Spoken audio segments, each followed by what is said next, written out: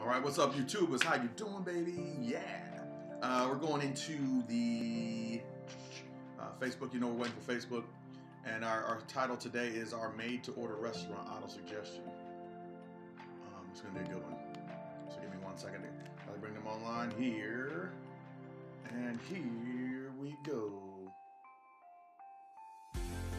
All right, ladies and gentlemen, what's going on? What's going on? A happy hi-yo to you and a happy A-O to me. Ladies and gentlemen, how are you? I hope you're doing well. It's your boy DeMarcus, and we're here for your motivation today. It's one of those take it to bake type things. I wish I would have gotten this earlier because it's a pretty good one, but had some troubles with the computer earlier, so it's okay. Got it now. Boom, boom. All right. So here we're gonna go into. I want you to think about something before I read you something. You go into a restaurant and you sit down at the restaurant, and your wife's with you, or your girl's with you, or your boy's with you, or your husband's with you. You're like, what do you want to eat? I don't know. What do you want? I don't know. So you're looking through the menus. Right? You find something that you want, but it doesn't have everything in it that you want. So you want it a special way. So the waitress comes over to the table, it's like, can I take your order? You know, I don't know, whatever. And so you open it up, and you're like, yeah, I want this, but I don't want this, and I don't want this. Okay.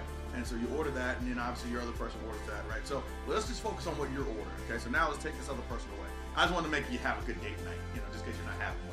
So now let's take it away. You're at a restaurant. You open the menu. You tell her what you want. Boom. She sends it back to the kitchen. She says, he wants this without this and this. And what do? They bring it to you and they send it. They put it on your plate, and you think you're good. You got exactly what you asked for, right? Okay. So keep it there. So I want to read you something. It's called from our favorite book, Think and Grow Rich. I think the chapter was Faith, the one we did this week. Beautiful chapter. So in here, I'm going to read you some things. Okay. It starts off with auto suggestion. And it says, but the name the one calls this law is of little importance.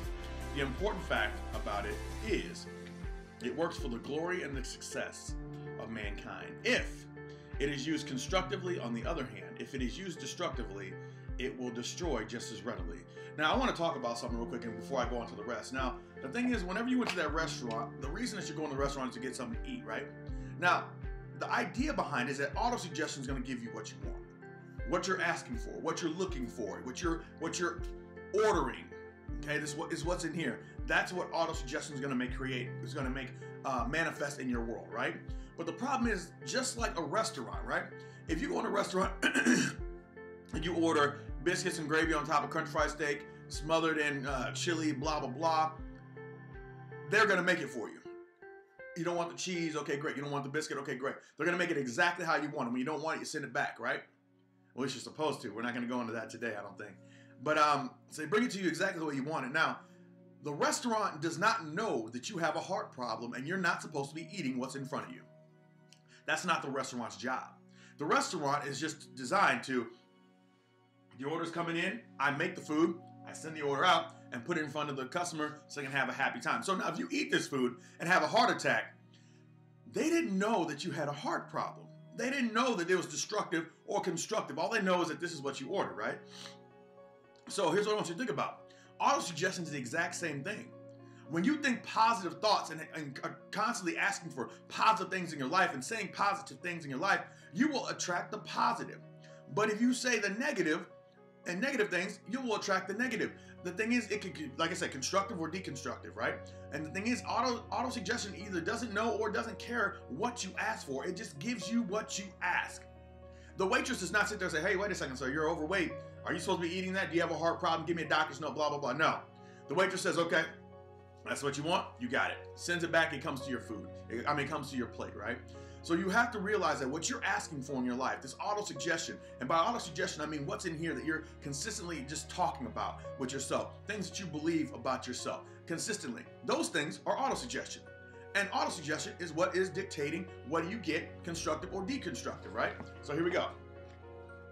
In this truth statement, let me read it again. So it says, auto-construction works for the glory of success of mankind if used constructively. On the other hand, if used destructively, it will destroy just as readily. In this statement, there may be found some significant truth, namely, those who go down in defeat and end their lives in poverty, misery, and distress do so because negative application of the principle of auto-suggestion. Which means that if you're broke, if you're in poverty, you're sad, you're miserable, all those things are mental aspects that you're allowing, you're consistently saying to yourself. How do I know? One, because I've been broke. One, I have had situations where I was near depression and I was near suicide. Some of you guys don't know that, some of you do, so now you know. I've had these situations and I had to change my thought process and to realize that I had to start saying positive things to myself and auto-suggest that I'm actually a good person, that I actually deserve things in life, that I am a millionaire, even though I'm not yet. But as I say that, I'm creating positive and constructive things. But the person who is sitting next to you or the family member who you have in your life who is consistently getting negative things happening to them and they're having a negative life and they're in poverty and distress and they always have problems, they are having those things because they're talking to themselves and allowing those things. If you have a positive life, you're not going to say negative things to yourself. If you have a negative life, you are not saying enough positive things to yourself, okay? So here we go. Excuse me. This cause may be found in the fact that all impulses of thought, here we go, all impulses of thought have a tendency to clothe themselves in their physical equivalent, meaning that whatever you think in your mind is going to come to pass in your life.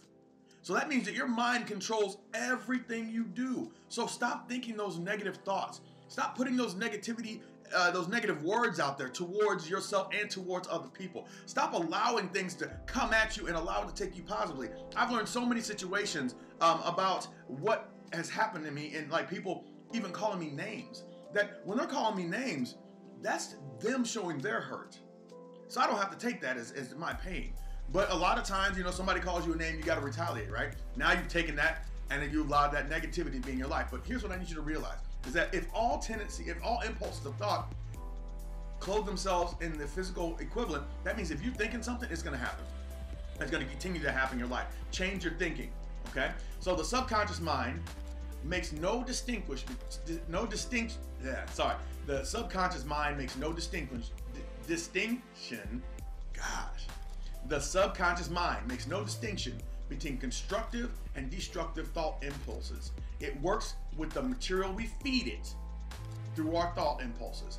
The subconscious mind will translate into reality a thought driven by fear just as readily as it will translate into reality a thought driven by courage or faith, which means that guys, gals, pay attention to what you're saying to yourself. If you don't believe you're good enough, ironically enough, you will consistently find situations that you're not good enough in.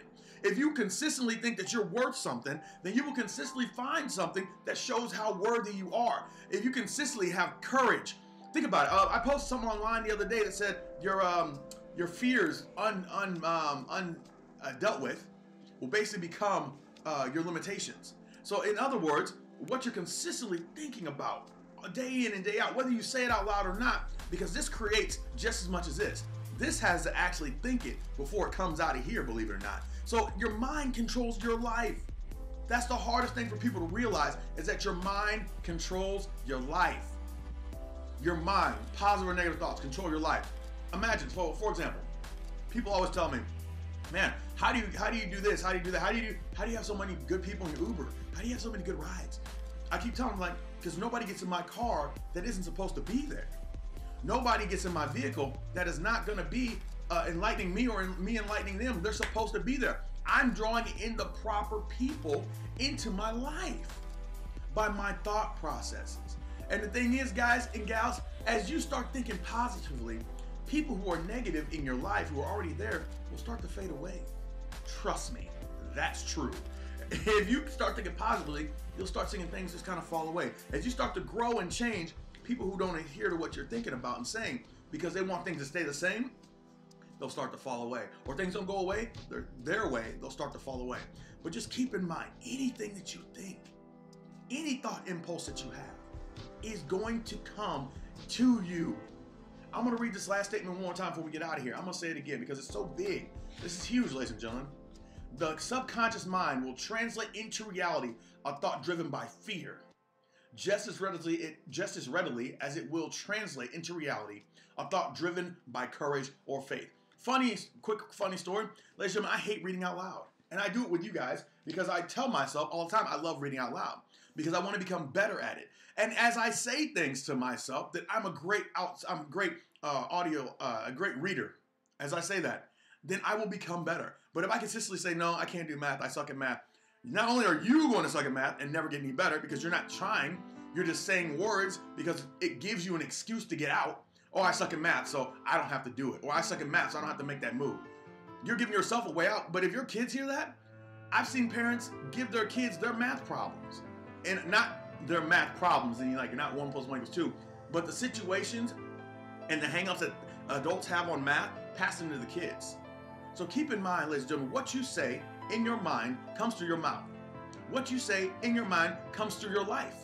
So be very careful about what you are saying and doing, because at the end of the day, ladies and gentlemen, you control your life. Now imagine this, if you believe it. I mean, I hear that people say this all the time, and I've been getting more and more because I'm starting to control more of my life. But imagine for a second, if you control everything in your life and you actually realize that, how different would your life be?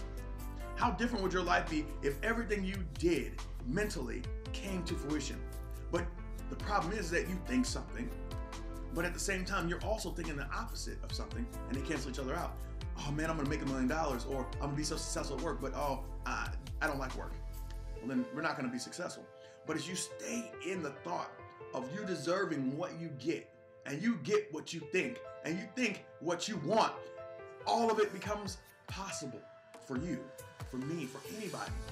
That's why if you notice that when good things happen to us, usually we're thinking good thoughts. Usually we're trying to draw on the right things. Maybe it's because we're fed up with how it used to be and we want something new. So you start thinking good thoughts. Man, I wish. Man, I hope. Man, I pray. That's faith, ladies and gentlemen. What you're doing is you're putting faith. Faith with energy is so powerful. Thought with energy is so powerful. Thought plus faith, woo! You're knocking down walls, baby. That's all I have to say. So that's all I have for you. I appreciate you, ladies and gentlemen, being here today. And remember, I believe and I love in each and every one of you. And remember, think those positive thoughts consistently and believe them and say them over and over, and don't let anybody's negative stuff get in your head, because I promise you it will take you down. But if you keep that positive stuff in your head and you keep those positive words in your mouth, the world is actually your limit. No, actually, sorry, your imagination is your limit, because the universe will give you exactly what you ask for. All right, that's all I have for you guys today. Ladies and gentlemen, thank you very much for being here.